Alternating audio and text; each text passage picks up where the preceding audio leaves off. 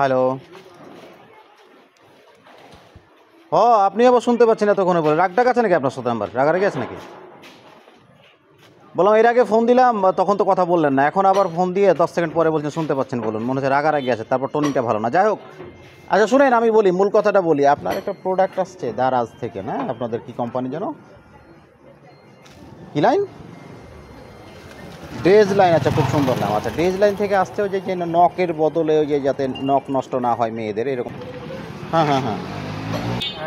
আচ্ছা, এটা 199 টাকা দাম লিখে রেখেছে। আমি এখন ওই খুচরো তো এরা দিতে পারছে না, মানে 260 টাকা আমার কাছে দাবি করছে। আমি কি করব?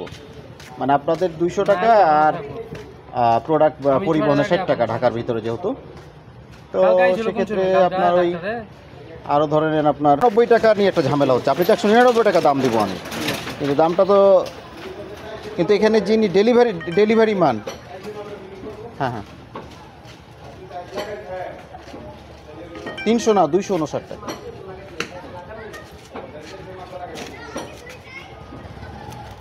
কিন্তু ওই যে ডেলিভারি ম্যান তো আসলে একটা ঝামেলা হয়, আপনারা দামটা এইভাবে লিখে রাখেন, আমার মনে হয় 200 টাকা পরিপূর্ণ করে দিবেন। কথাটা বুঝেন নাই? তাহলে কি আমরাও খুশি মনে 260 টাকা দিয়ে দিব, যেহেতু প্রোডাক্টটা দেখেই নিচ্ছি।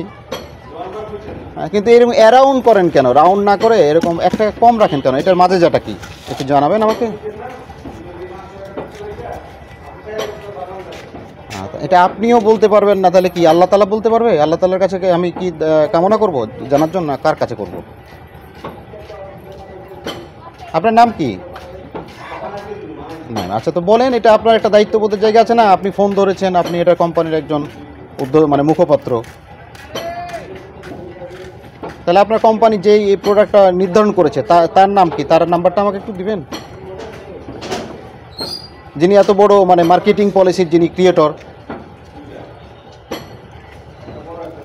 আমার কথাটার মানে বুঝছেন? 259 টাকা যে ডেলিভারি ম্যান, তার কাছে এটা তো তারও জন্য এটা বিব্রতকর না? 1 টাকা এরকম ভাঙতি থাকে কারো কাছে?